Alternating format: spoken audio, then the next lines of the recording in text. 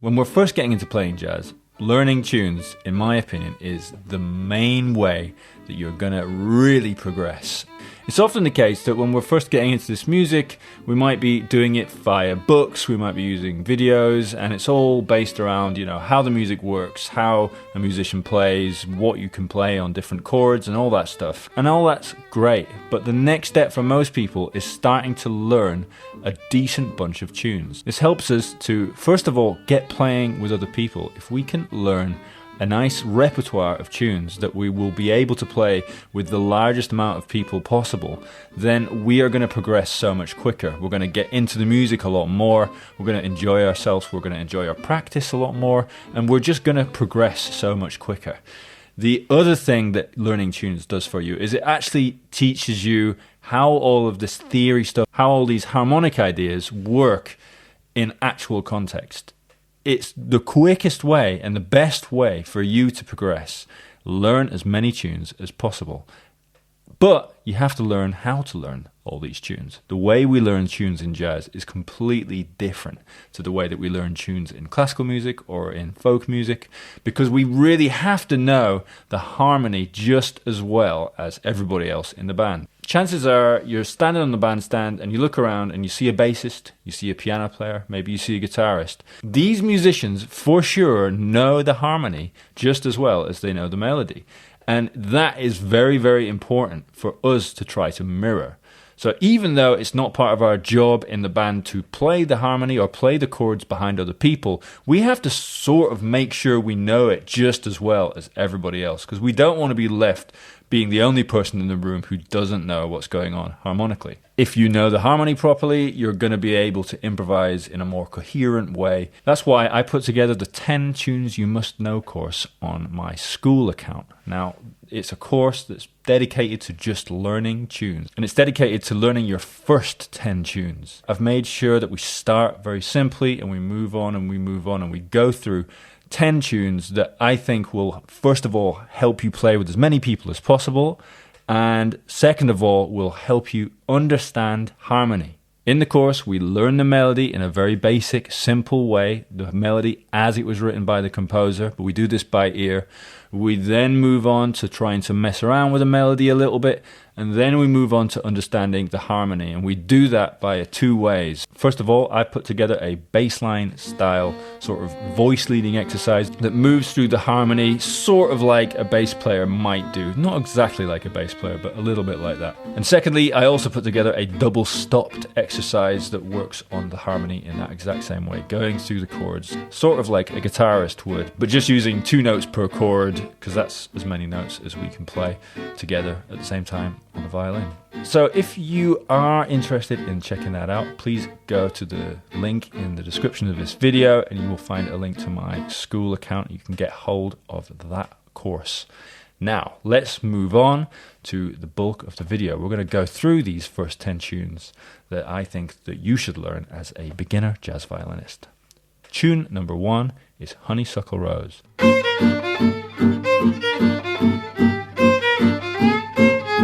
Now, Honeysuckle Rose is a very simple tune written by Fats Waller. It is mainly based around a big 5 chord, that's C7, going to the 1 chord, F major. Now, you might see it being a bunch of 2 5 chords, sure, but you can just think about that as a beginner jazz violinist as a big long 5 chord that goes to a big 1 chord. And that's the A section. It's very simple, very, very simple tune. B section does a couple of other things. It does 1 as a dominant chord, so that's F7. Then it goes to the 4, B flat major. It goes to the 2 as a dominant, G7. And it goes to the 5 again. It takes us back to the next or the last A section. It's pretty simple, but the chords in the sequence are chords that come up all the time, and it's a really important set of chords to be able to play over. There's so many tunes that are based on very similar chords to this, and there's so many tunes that have this exact B section. So even learning the B section to this tune is going to set you up for so many swing tunes and jazz tunes. So that's Honeysuckle Rose. It's got a nice simple melody. It's a really good one to get started with. Tune number 2 is Minor Swing.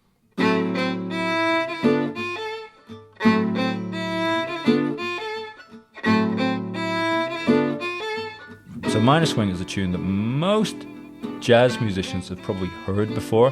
Definitely all jazz violinists are going to know this tune to some degree. It's a tune that we're going to play in the sort of Django style, or some might call gypsy jazz style nowadays. Gypsy jazz musicians are going to know this tune. Swing musicians might know this tune. Straight ahead jazz players probably don't play this song very often, or probably haven't played it very much.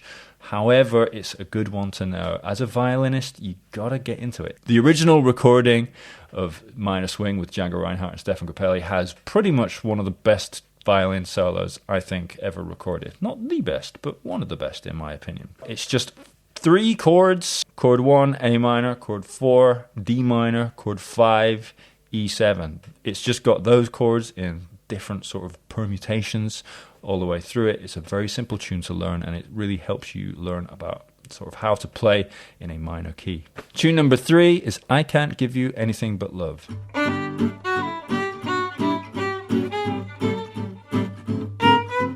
Now, this tune is sort of the next step in terms of understanding major scale harmony. It's got a bunch of chords in it that sort of flirt around with the tonality of G major. It's not super difficult, but it might be difficult to start with. In this instance, we're often in G major when we play this tune. It goes to the 4 chord at some point. It goes to the 2 as a dominant chord. It's got lots of 5 chords going to 1 chords.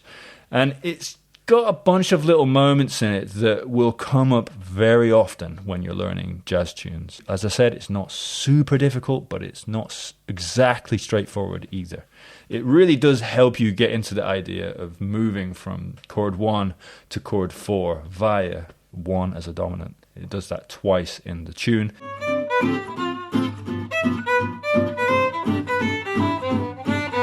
It's just a good one for getting used to that sequence.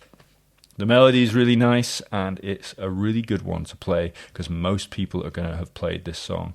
Most jazz musicians know this tune to some degree, so this is a really good one to get into. Number 4, we've got Autumn Leaves.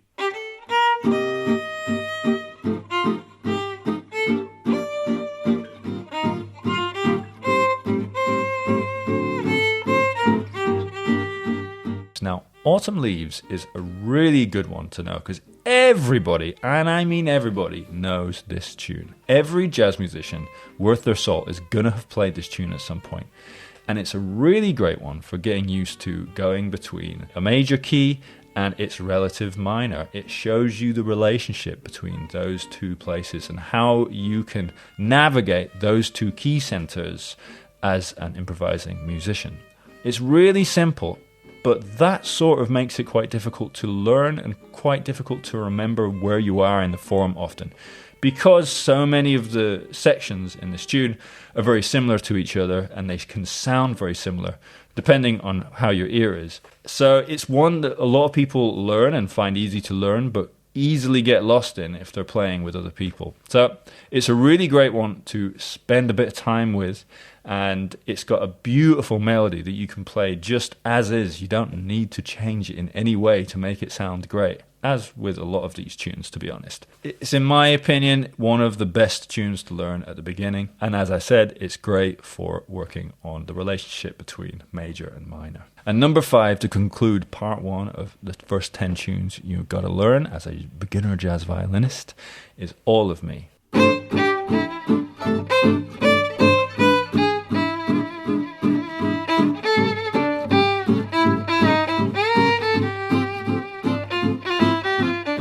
All of Me is one, again, that most jazz musicians will have played at some point in their life. It might not be in their repertoire anymore if they play more modern stuff, but all swing musicians and all gypsy jazz musicians 100% will know this song. So it's a great one to learn if you really want to get playing with as many people as possible.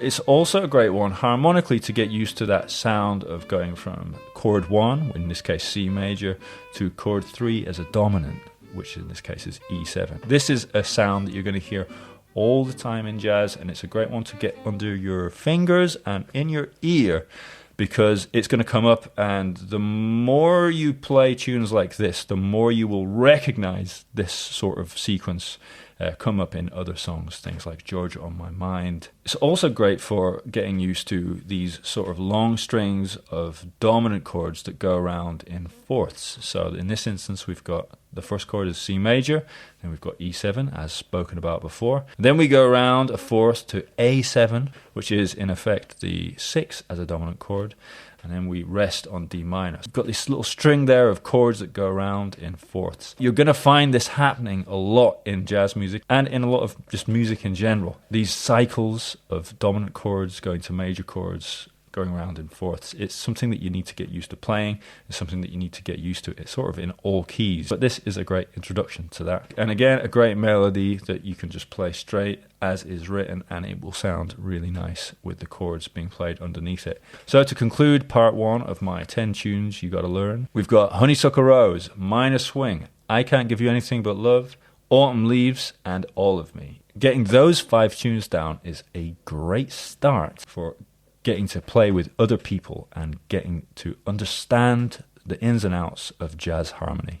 If you've enjoyed this video and you want to learn a little bit more and go even more into depth about these 5 tunes and then the next 5 tunes that we're going to talk about later, then please join my Skool account. As I said, on that Skool account in my classroom section, I've got a course set up all about this stuff, all about these 5 tunes and the next 5 tunes, looking at everything that we might want to look at to really learn these tunes properly as a jazz violinist. So go check it out.